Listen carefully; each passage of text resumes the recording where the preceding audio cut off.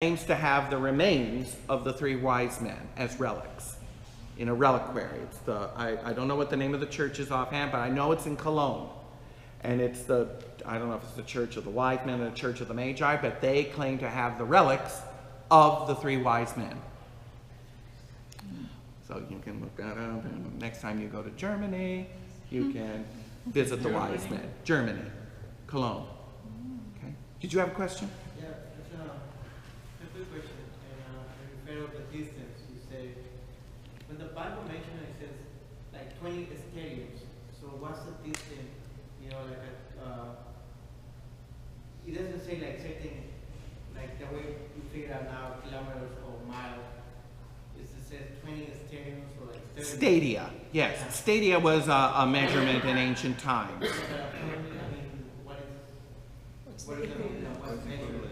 Offhand, I don't know how long a stadia was. I believe it's a quarter of a mile, but don't quote me on that. Don't quote me on that. How much a stadia is. But yes, that's the ancient measurement. Most likely, the wise men came from Persia because that was ancient Babylon, or taken over by Babylon, and that's why it took them so long to get there, because they had to get permission from the monarch of Persia to go on the journey, to pay him homage, and then to get all the provisions, and then to actually do the journey. It probably took them well over a year to get from Persia. Did you find out how much a stadia is? 185 feet. I'm sorry, meters. 185 meters. 185 meters. Oh, much larger than I thought. Yeah. Wow. Okay. It's far. Yeah, it's a lot. And it's the Cologne Cathedral, the Shrine of the Three Kings. Oh, it's called the Shrine of the Three Kings. Oh, there you are.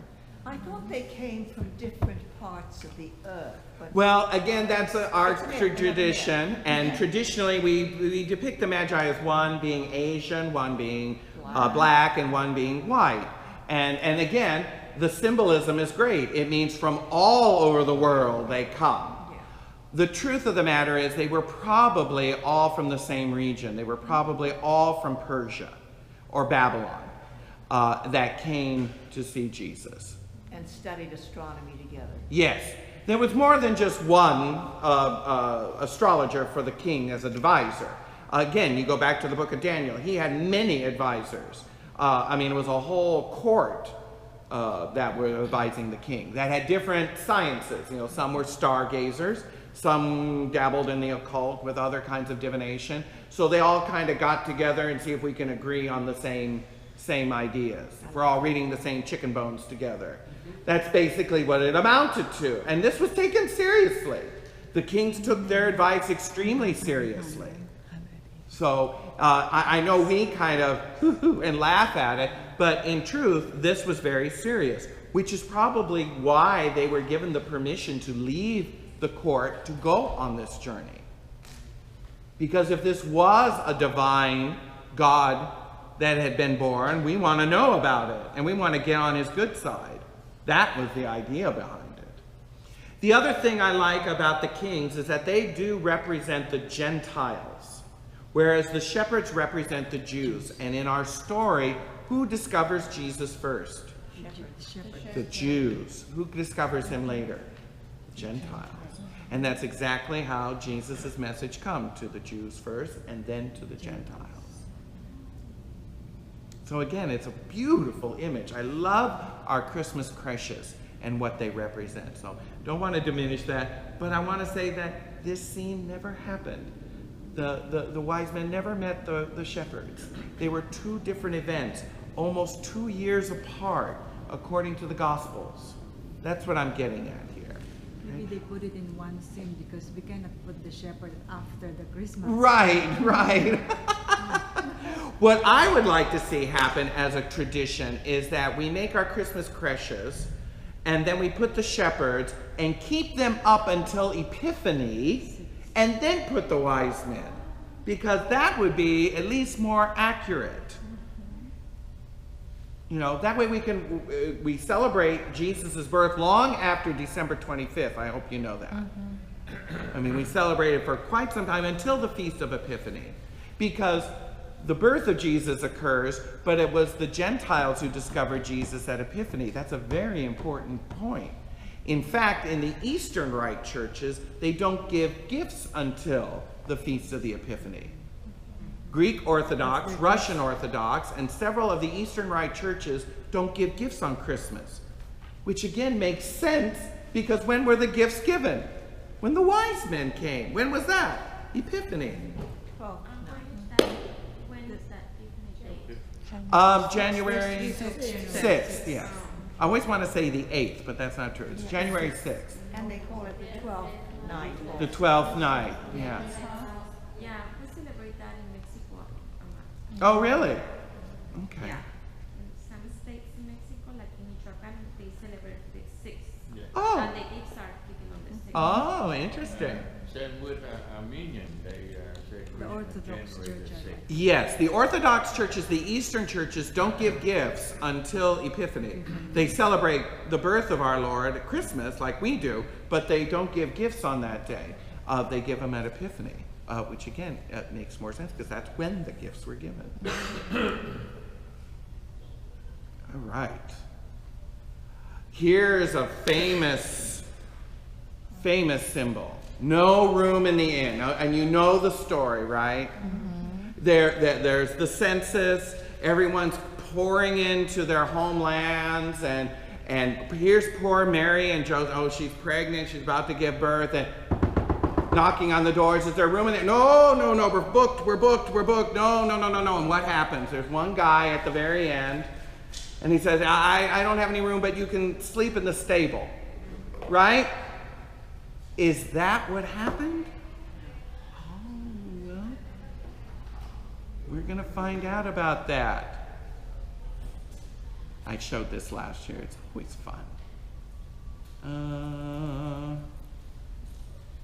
Again, I'll just continue. Oh, it's not letting me do it. Oh, darn it. I won't. It was a clip from Golden Girls where they're celebrating Christmas, and Rose asked the Reverend. She goes, Reverend Avery, why didn't Mary and Joseph call ahead? And they're like, oh, Rose. And she goes, they must have known it was impossible to get rooms during the Christmas season. Anyway, but that's again a common perception that, you know, poor Mary and Joseph, here they are, they're trying to get a room, you know, they're moving from Nazareth to here, there's no room in the inn. And speaking of traditions, Latin American cousin, Las Posadas. ¿Hay lugar en la posada? No hay lugar. No, noche de paz, noche de paz. ¿Hay lugar en la posada? You know, is there room in the inn? And then, no, hay lugar. And they go on, it's a caroling tradition, really. You just go and you sing and you all dress up, and there's this group. And finally at the last house, yes, Bannock, and then you have a big party. Yes. That's the custom of Las Posadas, and it's reenacting this same famous scene. But did this happen this way? Well, we have to look at our Gospels a little clearer. Let's read it. Luke chapter 2, verses 6 and 7. What does it say? Something. It says something. While they were there. Did you notice that? Mm-hmm. While they were there, the time came for her to deliver the child. And she gave birth to her firstborn son and wrapped him in bands of cloth and laid him in a manger because there was no place for them in the inn. Okay, well, doesn't that sound like Las Posadas? Well, let's look at this a little more carefully. Once again, the Greek word that is translated as inn here in Luke 2 is kataluma. The same word is used in Luke 22:11.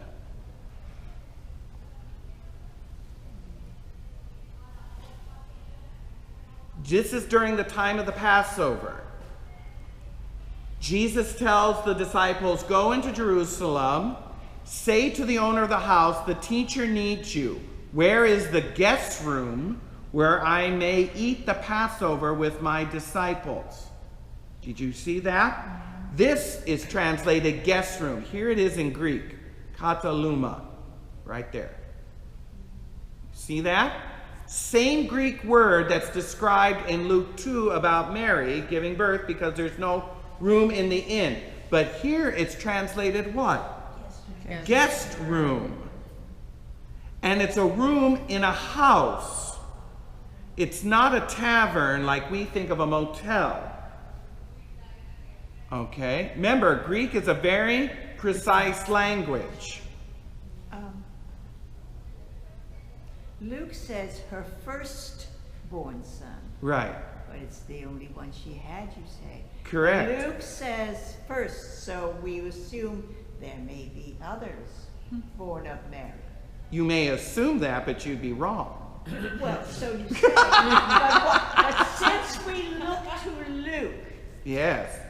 for verification of many things, and he does use the word her firstborn son. Right. The reason is because firstborn has a privilege attached to it. It is a cultural privilege. Being the firstborn, whether there's other siblings or not, means you have certain rights and responsibilities in the family. None the least of which is the one to care for your elderly parents once they get older. That other of the siblings don't have that charge. Whether there are other children or not, you're still called the firstborn. Because it has, like I said, a certain privilege or right and responsibility that comes with it. So they're designating that this is the one that has those rights and responsibilities. Does not necessarily imply other children. But it could. It could, but in this case it doesn't. So you say. I do. Yes. Did you have a question? Oh, okay. Also, one other thing. Why were they going there? To be taxed. That To enroll for the taxation, for the yes. taxation was the reason they came. Yes. Yes, that's correct. So, what does this mean? There's no room in the inn. If it's a different Greek word, if it means guest house, was there a word that does mean tavern or inn? And there is. In the Gospel of Luke, chapter 10, the famous Good Samaritan story, it says, he went to him and bandaged his wound, having poured oil and wine on them. Then he put him on his own animal and brought him to an inn. An inn. If you look over here, it's this word right here. Pandokion. Pandokion. Different word than kataluma. Kataluma means a guest house, a room in your home, a guest room. This is what we traditionally would understand as an inn, a tavern, or a motel. Different Greek word, different meaning. So when we read our gospel about there was no room in the inn, what would be better to say is there's no room in the guest room for her. Why? Because other relatives were probably there, and when Mary's about to give birth, this is not something you just do out in the open in the living room, for heaven's sake. There's a bit of privacy about it. So that's why she went to the stable, because all the guest rooms were full in the house. Probably with other visiting relatives enrolling at the same time. It doesn't mean they were knocking on doors saying, "Hay lugar en la posada." They were already there, it says. And when it came time for her to give birth, there was no place for her to do it in the house because it was full. So they went to the stable where there was some privacy. That's why.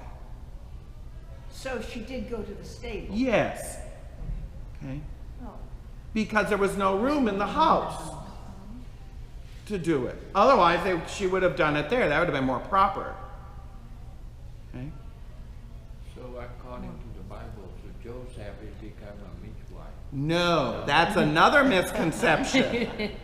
Joseph most likely was not at the birth helping. Why?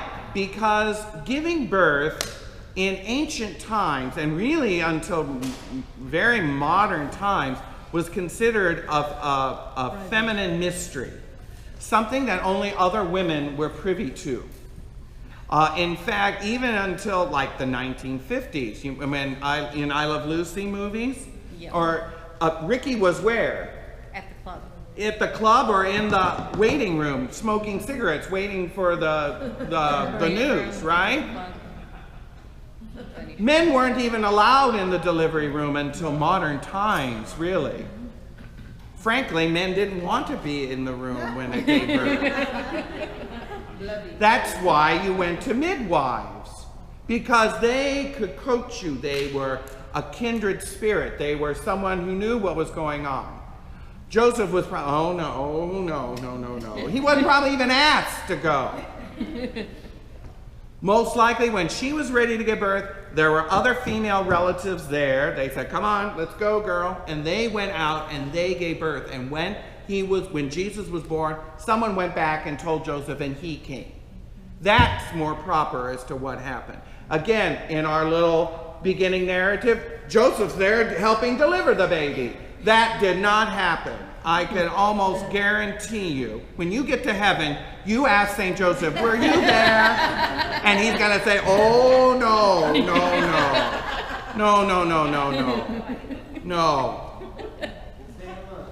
in my country, just until I came here, they give the parents to accept.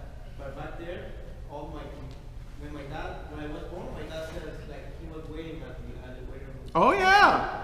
But I don't know if they do it right now, but in Guatemala, that's the way it was done. I think in most parts of the world, even to this day, men aren't even permitted to be in there, let alone asked. I think it's a modern Western idea, primarily in our industrial nations. It's the idea that, men can be a part, men are the coaches and so forth and all that, to be a part of the birthing experience. I mean, I think it's nice, but it's like this has not been the norm. And certainly back in Jesus' day, he wouldn't have been asked. It wouldn't have been a thought.